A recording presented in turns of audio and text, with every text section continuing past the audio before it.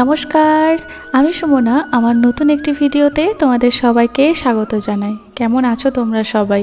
আশা করি তোমরা সবাই খুব ভালো আছো, আমরাও ভালো আছি। মটরশুঁটির কচুরি বানাচ্ছি। আগের দিনের ভিডিওতে সবটাই তোমাদের সাথে শেয়ার করলেও এই পার্টগুলো মানে ভাজা, খাওয়া কেমন হলো, কত সুন্দরভাবে বানালাম, কে কতটা খেয়ে কীরকমভাবে মজা পেলো, সেইগুলো তোমাদের সাথে শেয়ার করা বাকি রয়ে গেছে। তাই আজকের ভিডিওতে সেটাই তোমাদের সাথে শেয়ার করব। জানো তো, তোমাদেরকে তো বলেইছি যে অশ্মির বাবাকে আমি যে বিগত কয়েকদিন ধরে, বলা যেতে পারে প্রায় 1 মাসেরও ওপর ধরে রাজি করিয়ে শেষ পর্যন্ত এই শীতের শেষে আমি ওকে রাজি করাতে পেরেছি যে মটরশুঁটির কচুরিটা বানানো যাক। পারমিশন পাওয়ার পর গতকালকেই সব কিছুই আমাকে জোগাড় করে এনে দিয়েছে। মানে ওই রিফাইন অয়েল, মানে সাদা তেল, তারপরে ওদিকে আটা আর মটরশুঁটির পুর, এগুলো তো সমস্ত কিছু আমি গতকাল রাতেই প্রিপেয়ার করে রেখে দিয়েছিলাম যাতে সকালে আমাকে অতটা হেক্টিক পোয়াতে না হয়। তাই আর কি, তাই সব কিছু মেখে বেলে পুর ভরে এখন আমি এগুলোকে ভাজতে বসেছি। তবে সত্যি কথা বলতে এগুলো যে এত সুন্দরভাবে হবে আমি সত্যিই কল্পনা করিনি, কারণ খুব তাড়াহুড়ো থাকে তো সকালের মধ্যে। আর তোমাদের দাদাভাই না আমাকে বলেছিল, জানো তো, যে ও যদি সকালেই, মানে ওকে যদি আমি সকালেই মটরশুঁটির কচুরিটা বানিয়ে দিই তবেই কিন্তু সে খাবে, আর রাত্রের দিকে বানালে সে কিন্তু খাবে না। তাই এক প্রকার বাধ্য হয়েই বলতে পারো সকালের দিকে জলখাবারেতে এটা বানানো। নাহলে তোমরা তো জানোই যে সকালবেলাতে আমরা সবাই মুড়িটাই বেশি খাই। মুড়িটা বেশি খাই কেন, মুড়িটাই খাওয়া হয়। তো যাই হোক, জানো তো, আমি এখানে মটরশুঁটির কচুরিটা বানাচ্ছি আর তোমাদের দাদাভাই বাড়ির মধ্যে, মানে বাড়ির মধ্যে যে আমাদের কিচেনটা আছে সেখানেতে আলুর দমটা বানাচ্ছে। কারণ এই দুটো একসাথে বানানো সত্যি আমার জন্য খুব চাপের হয়ে যেত। তাই সে ওদিকে আলুর দম আর এদিকে আমি কচুরির দায়িত্বে। তবে জানো তো, এই মাটির উনুনেতে প্রথমবার আমি এরকমভাবে কচুরি বানাচ্ছি। কারণ মাটির উনুনটা তো আমি রিসেন্ট ব্যবহার করা শুরু করেছি, তাই এই সমস্ত নিত্য নতুন বা স্পেশাল যে সমস্ত খাবার যেটাই বানাচ্ছি না কেন, এই মাটির উনুনে কিন্তু প্রথমবার বানাচ্ছি। কিন্তু বিশ্বাস করো, গ্যাসে বহুবার বানিয়েছি, কিন্তু গ্যাসে বানানোর থেকে এই মাটির উনুনে বানাচ্ছি তো ভীষণ তাড়াতাড়িও হচ্ছে আর জিনিসটা খুব ভালো হচ্ছে। যেটা গ্যাসে হতে প্রচুর সময় লাগতো আর অতটা ভালোও কিন্তু হতো না, কিন্তু এই মাটির উনুনে খুব তাড়াতাড়ি হচ্ছে। মানে ভীষণ ভালো লাগছিল আমার, জানো। এদিকে যখন আমি এটা বানাচ্ছি সেই সময়তেই অশ্মির বাবার কিন্তু ওদিকে আলুর দমটা বানানো কমপ্লিট হয়ে গেছে। তারপর মহারাজ এলো, এসে ওই একসাথে আর কি আলুর দমটাই নিয়ে এসেছিলো সাথে করে। তো তারপরে আবার এখানেতে আমার মটরশুঁটির কচুরিটাও গরম গরম ভাজা হচ্ছে একদিকে। সব কিছুই প্রায় একসাথে রেডি হয়ে গেছে বলতে পারো। তো উনি এখন কিছুক্ষণ আর কি কিছুটা আর কি টেস্ট করে দেখবেন যে কীরকম খেতে হয়েছে। প্রথমটা কিন্তু একদম খাবো না করছিল, জানো তো, কিন্তু এই যে বানানোর পর এই যে কম্বিনেশনটা হয়েছে, তো সেটা দেখার পর উনি বলছেন বাহ, খুব ভালো হয়েছে। আসলে কি বলবো, মনের একটা খুশি, মন থেকে একটা আনন্দ, সেটা তো একটা অন্য স্পেশাল কোনো খাবার বানালে যেটা রেগুলার হয় না, তার তো একটা মজা লাগেই। যাই হোক, এদিকে আমি এখনও কচুরিগুলো দেখতে পাচ্ছি অনেকগুলি এখনও ভাজা বাকি। তো উনি এখানে একদিকে খাচ্ছিলেন, নিজে খাচ্ছিলেন, আর একদিকে আমাকেও খাইয়ে দিচ্ছিলেন, কারণ এখন তো আমার খাওয়া যাবে না, চারদিকে তাহলে এঁঠো হয়ে যাবে। আর তুমি জানো, বা তোমরা সবাই জানো যে আমি এগুলো একটুখানি মানি, একটু বিচার টিচার করি। এই আঁশ বলো বা এই এঁঠো, এই সমস্ত কিছু একটুখানি বাতিক আমার আছে। আগে ছিল না, কিন্তু এই নিজের হাতে সংসার এই সমস্ত কিছু করার পর আর কি বাতিকগুলো এখন আমার মধ্যে বিয়ের পর বিশেষ করে খুবভাবে আর কি প্রকট হচ্ছে, যেটা বিয়ের আগে একদমই ছিল না। বিয়ের আগে মায়ের কাছে কত বকা খেয়েছি, কিন্তু বিয়ের পর এই জিনিসগুলো অটোমেটিক আমার মধ্যে চলে এসেছে। মানে এমন নয় যে আমি ইচ্ছা করে করছি, কিন্তু অটোমেটিক চলে এসেছে। যাই হোক, চলো, এদিকে ও খাচ্ছে একদিকে আর একদিকে আমাকেও একটু একটু করে খাইয়ে দিচ্ছে। ভীষণ ভালো লাগছিল। আর অশ্মি এখনও তো আসেনি, ওকে বলছিলাম যে ঠিক আছে আমাদেরকে, মানে তুমি খেয়ে নাও, খেয়ে নিয়ে অশ্মিকে নিয়ে এসো, ওকেও খাইয়ে দেবো। অশ্মি খেলতে গেছে, ছোটো ঠাম্মিদের বাড়িতে গেছে। মানে ভীষণ ভালো লেগেছে, জানো। মানে আমার এতদিনের একটা আশা যে হ্যাঁ এই খাবারটা বানাবো, সবাই খুব মজা করে খাবে, খুব ভালো বলবে, মন থেকে একটা স্যাটিসফ্যাকশান আসবে, মানে এটা আমি অনেকদিন ধরেই মানে স্বপ্নে আর কি মানে কল্পনা করছিলাম। সেই কল্পনাটার বাস্তবায়ন আজকে হয়েছে, বাস্তব রূপ আজকে হয়েছে। সবাই খুব খুশি। আলুর দমটা তোমাদের দাদাভাই রান্না করেছে, মানে সেটা তার কোনো কিছু বলার নেই, খুব সুন্দর হয়েছিল। কচুরিটাও মোটামুটি ঠিকঠাকই হয়েছিল। আর তোমরা কচুরি বানানোর জন্য আগের দিনে আমাকে একজন আর কি টিপস দিয়েছো। আমি এর পরের বারে যখন ওই কচুরি বানাবো তখন কিন্তু তোমার টিপস ফলো করে বানাবো। আশা করি খুব ভালোই হবে, আমার মতো এরকম হবে না, এর থেকেও অনেক ভালো হবে। অজমিকে ধরে নিয়ে আসা হলো, তার সাথে সাথে সাথে আরুষি অতসীও এসেছে, তো একদিকে অস্মিকেও খাওয়াচ্ছি আর একদিকে আর কি এদেরকেও একটুখানি দিয়েছিলাম, তো ওরাও খাচ্ছিল। যাই হোক, সর্বোপরি তোমরা আমাকে বলো তো যে তোমাদের বাড়িতে মটরশুঁটির কচুরি তোমরা কারা কারা বানিয়েছো এই শীতে। এখন তো শীত পুরো শেষই বলতে গেলে, মানে এখন শুধু রাত্রের দিকে আর ভোরের দিকে একটু একটু আর কি মানে ঠান্ডা লাগছে। সারা দিন তো এত রোদের জোর, এত রোদের প্রকোপ, শীত আর এক ফোঁটাও মনে হচ্ছে না। আশা করি সবার বাড়িতেই বানানো হয়ে গেছে, আমারই সবার লেট। এই যে দেখো কচুরিগুলো, এইগুলো হচ্ছে লেফটো, মানে এগুলো আর কি অবশেষে ছিল, বাকি সব কটাই তো খাওয়া হয়ে গেছে। অর্ধেকেরও কম রয়েছে, বেশ অনেকগুলোই আর কি হয়েছিল, আর বেশ মোটা মোটা আর বড় বড় হয়েছিল, তো একটা খাওয়ার পরেই প্রায় পেট ভরে যাচ্ছিল। আর এই হলো আলুর দমটা, যে আলুর দমটা অস্মির বাবা বানিয়েছিল, কত সুন্দর হয়েছিল দেখো। তবে জানো, সকালে খালি পেটে খেয়েছিলাম বলে এই সমস্ত কিছু, আমার আবার সন্ধ্যের পর থেকে প্রচণ্ড পেটে ব্যথা হচ্ছিল। ইদানিং এই সমস্ত ভাজাভুজি খাবার, এটা ওটা, তো এগুলো না আমার পেটে এখন আর সহ্য হচ্ছে না। আমার মা বলে যে সিজার হয়েছে, আর যেহেতু অস্মি আর কি হয়েছে, সেই জন্য আগের মতো শরীরটা এখন আর নেই যে যা খাবি সব হজম হয়ে যাবে, আর কিছু খেয়ে তারপরে খাওয়া উচিত ছিল। কিন্তু না, আমরা তো সকালে খালি পেটেই মানে জল বা চা এই সমস্ত খাওয়ার পরই এই সমস্ত খাবারগুলো খেয়েছি বলে আমার পেটে ঠিক হজম হয়নি। সবারই কিন্তু কোনো অসুবিধা হয়নি, অস্মিরও অসুবিধা হয়নি, আমাদের বাড়ির কারোর অসুবিধা হয়নি, শুধু আমারই হয়েছিল, পেটটা প্রচুর ব্যথা করছিল। যাই হোক চলো, তারপরে একে একে তো সমস্ত রান্নাবান্না করছি। শাক বানিয়েছিলাম, তো আমাকে একজন কমেন্ট করেছিলে যে শাকটা যখন বানাবে তখন একটু ছোটো ছোটো করে কেটে বানিও। তোমাকে একটা কথা বলি, আমাকে বলেছো আমার মনে আছে, কিন্তু শাকটা না আমি বাছি না বা আমি কাটি না ম্যাক্সিমাম দিন, কখনো হয়তো আমি করি, কিন্তু ম্যাক্সিমাম দিন আমার শাশুড়ি মাই শাকটা বেছে কেটে আমাকে দেন। তো সেহেতু উনি যেমনভাবে কেটে আমাকে দেন, তো সেইভাবেই আর কি আমি রান্না করি, জাস্ট আমি ধুয়ে রান্নাটা বসাই, উনি আমাকে কেটে বেছে দেন। তো সেহেতু সেই ক্ষেত্রে উনি যেমনভাবে আমাকে দেন তেমনভাবেই আমি করি। আশা করি তোমাকে আমি বোঝাতে পারলাম। তো এরপর যখন আমি যেদিন কেটে বেছে রান্না করব, তো সেই দিন দেখবে আমি ছোটো ছোটো করেই তোমার কথা শুনে আমি করব।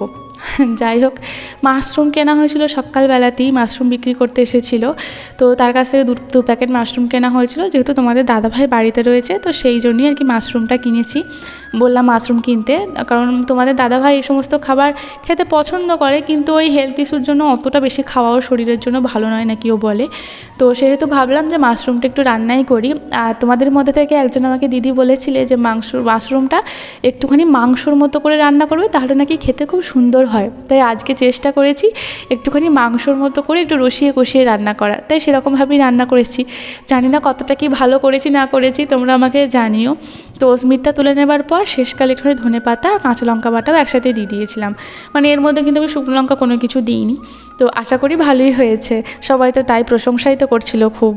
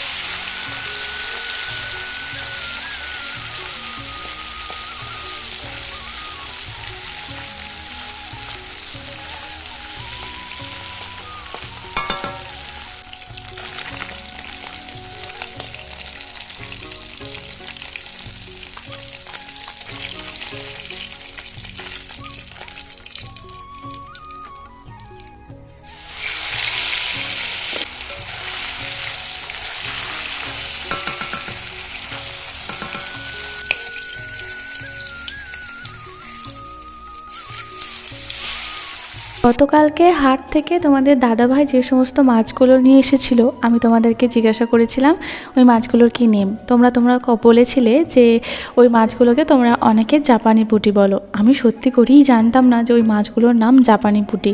সেই মাছগুলো কালকে তো কেটে বেছে ধুয়ে সুন্দর করে ফ্রিজের মধ্যে স্টোর করে রেখেছিলাম। আজকে সেই মাছগুলো দিয়ে একটুখানি ঝাল বানাবো। প্রত্যেকটা মাছ যা যা ছিল সব কটা মাছই ভালো করে ভেজে তুলে নিয়ে একটুখানি যখনই ঝাল বানাই, তো এই ঝালের মধ্যে একটুখানি আলু দিলে না তোমাদের দাদাভাই খেতে খুব পছন্দ করে।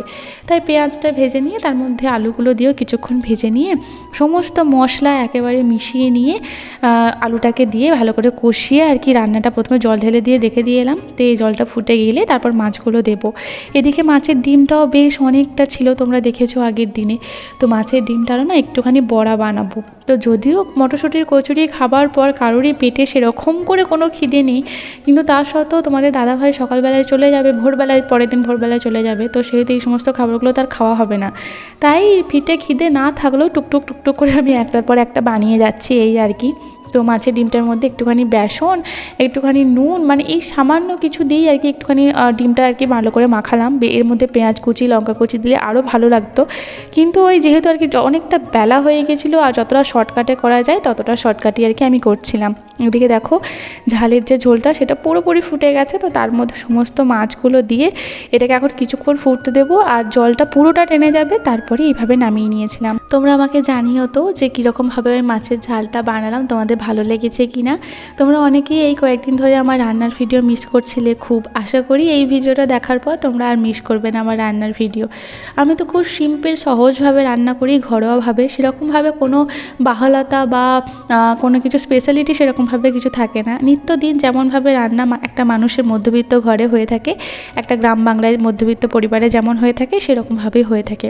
এর সাথে বানিয়েছিলাম মুসুরির ডাল, কারণ মাছের ঝাল বানালাম, মাশরুমের কষা বানালাম, তার সাথে ডালটাই যাবে। এর সাথে কোনো ঝোল বা কোনো কিছু করলে কারোরই আর খেতে ইচ্ছে করবে না। আসলে প্ল্যান ছিল যে ডালটা একটুখানি ভেজ ডাল বানাবো সমস্ত সবজি এটা ওটা দিয়ে, কিন্তু তোমাদের দাদাভাই বললো যে পেটে এক ফোঁটাও জায়গা নেই সুমনা, পরে একদিন না হয় ভেজ ডাল বানিও, আজকে সিম্পল ডালটাই বানাও। তাই আজকে সিম্পল ডালটাই বানিয়েছিলাম। তারপর একে একে ওই যে মাছের ডিমের বড়াগুলো একে একে ভেজে নিলাম। তবে জানো মাছের ডিমের বড়াগুলো মাত্র 4 পিস হয়েছিল, আর ছোটো ছোটো এগুলো তো ধরাই চলে না। তো এই 4 পিস আবার কীরকম করে ভাগ করেছিলাম জানো? এই 4 পিস ভাগ করেছিলাম তোমাদের দাদাভাইকে একটা, অশ্মির দাদুকে একটা, আর অশ্মিকে একটা, আর একটা বড়া আমি আর আমার শাশুড়িমা ভাগ করে খেয়েছিলাম। মানে আমি হাফ নিয়েছিলাম আর আমার শাশুড়িমাকে হাফ দিয়েছিলাম। জানি না উনি মনে মনে কী ভাবছিলেন যে বৌমা কেন আমাকে হাফ দিল, কিন্তু আমার আর কিছু করার থাকেনি। আমি কিভাবে ভাগ করব তুমি বলো, কারণ ওদেরকে তো আর হাফ হাফ করে দেওয়া যায় না। মানে আমার শ্বশুরমশাইকে বা আমার অশ্মির বাবাকে, আবার অশ্মিকে যদি হাফ দিস তার আবার রাগ, মানে ভীষণ রাগ। আর এই ডিমগুলো তো সচরাচরভাবে বড় বানানো হয় না, তাই আর কি করব, নিজেরাই আর কি একটুখানি হাফ হাফ করে খেলাম। আর এইগুলো হচ্ছে সেই মাছের চর্বিগুলো, জানো সেই চর্বিগুলো প্রথমে ভেবেছিলাম যে তেলে দেওয়ার পর হয়তো গলে যাবে, তোমাদের দাদাভাইও সেটা ভেবেছিল, কিন্তু এইটা কি হলো কে জানে, একদম ক্রিস্পি এরকম সেই পাঁপড়ের মতো দেওয়ার পর ভাজা হয়ে গেল। আচ্ছা আমাকে একটুখানি জানিও তো এরকম কেন হলো? ফ্রিজে রেখেছিলাম বলে? না, ফ্রিজে রাখলেও তো এরকম হয় না, কারণ অন্য কোনো মাছের চর্বি জাতীয় অংশটা যদি ফ্রিজে রেখে দিই তারপরের দিনে ভাজতে গেলে কিন্তু গলে যায়, কিন্তু মাছের তেল যেমনভাবে ভাজা হয় সেরকমভাবে হয়ে যায়। কিন্তু আজকে একটুখানি অন্যরকম হয়ে গেল, কেন হলো ভগবান জানে। তোমাদের যদি জানা থাকে আমাকে জানিও। তারপর স্নান টান করে সবার জন্য ভাত বাড়ছি। অশ্মিকে আমি আগেই খাইয়ে দিয়েছি, ওকে খাওয়ানোর পরই আর কি আমরা ভাত বাড়তে বসেছি। আমার, অশ্মির বাবার, আমার শ্বশুরমশাই, আমার শাশুড়ি মার, তো সবার ভাত বাড়ছি। আসলে এই ভাত পাড়া, তারপরে প্রত্যেকটা খাবার ইকুয়ালি সবাইকার পাতে ভাগ করে দেওয়া, আগে আমি একদম মানে পিছিয়ে যেতাম যে না পারবো না, কারো পাতে কম পড়ে যাবে, কারো পাতে বেশি পড়ে যাবে, সমানভাবে আমি সবাইকার মধ্যে ভাগ করে দিতে পারবো না। কিন্তু এখন করে করে করে করে এমন হয়ে গেছে, এখন আর আমার কোনো অসুবিধা হয় না। এখন আমি সবাইকে সমানভাবে ভাগ করে দিই। হয়তো যেদিন হয়তো আমি বাড়ি না, মানে সবাইকার এইভাবে একসাথে বাড়ি না, কিন্তু তবুও আমি বাটিতে বাটিতে ভাগ করে রেখে দিই যে যার যখন খাবার সময় হবে সে তখন খেয়ে নেবে। কিন্তু আজকে সবাই একসাথেই খেতে বসবো, তো সেই জন্য একসাথেই আর কি খাবারটা ভাগ করে নিলাম। একদিকে যখন খাবার বাড়ছি আর ওইদিকে আমার শ্বশুরমশাইয়ের ভীষণ খিদে পেয়ে গেছে, ওনার আর তর্স হয়েছিল না, তো উনি ওনার খাবারটা গিয়ে নিয়ে চলে গেলেন, বললো যে আমারটা দিয়ে দে, আমি গিয়ে বাইরে বসে বসে রোদে বসে বসে খাবো, কারণ এই স্নান করে এসেছেন তো সেহেতু। যাই হোক, আমার শাশুড়ি মার খাবার সবারকার বললেন যে এতটা খাবো না, তো আবার কিছুটা ভাত তুলে নিয়ে যতটা যে খাবে একটুখানি দেখিয়ে নিই। তো তারপর সবাই মিলে একসাথে খাওয়ার পর ঘড়িতে দেখো জাস্ট আমি খুব বেশি হলে আধ ঘন্টা রেস্ট নিয়েছিলাম, তারপরই ঘড়িতে বেজে যায় 4টে বাজতে, 10 তো আরও বেশি বেজে গেছে। আমি একটুখানি শুয়েছিলাম, মানে ওই আধ ঘন্টা বললাম। এদিকে দেখো অশ্মি ঘুমাচ্ছে, ওদিকে অশ্মির বাবা ঘুমাচ্ছে, কিন্তু আমি ঘুমাইনি, কারণ আমি যদি এখন ঘুমিয়ে যাই অশ্মির ডান্স ক্লাস পুরো মিস হয়ে যাবে। সবাই নিশ্চিন্তে ঘুমাচ্ছে কিন্তু আমার চোখে ঘুম নেই। যাই হোক উঠলাম, উঠে অশ্মিকে রেডি করলাম। আর এই বাচ্চাদের ট্যান্ট্রামস তো জানোই, ঘুম থেকে ওঠার পর ওদের কান্নাকাটি এটা ওটা, তারপর আবার ঘুম থেকে উঠে গেলে তো তাদের আর কিছু মনে হয় না। তো উঠিয়ে ওকে একটুখানি ভালো করে বুঝিয়ে শুনিয়ে ডান্স ক্লাসের জন্য রেডি করিয়ে এবার আমরা অশ্মিকে নিয়ে যাচ্ছি ডান্স ক্লাসের উদ্দেশ্যে। কিন্তু সেখানে গিয়েও সমস্যায় পড়ে গিয়েছিলাম। কী সমস্যায় পড়েছিলাম সেটা তোমরা একটু পরেই দেখতে পাবে। থেকে ওঠার পর কতই না কান্নাকাটি, কতই না জেদ। আর এখন দেখো মনে হচ্ছে কি যে এই মেয়েটা ঘুম থেকে ওঠার পর এত কান্নাকাটি এত কিছুই না করছিল। সত্যি এদের এত ক্ষণে ক্ষণে মুড সুইংস হয়, মানে আমি নিজেই অবাক হয়ে যাচ্ছি অশ্মিকে দেখে।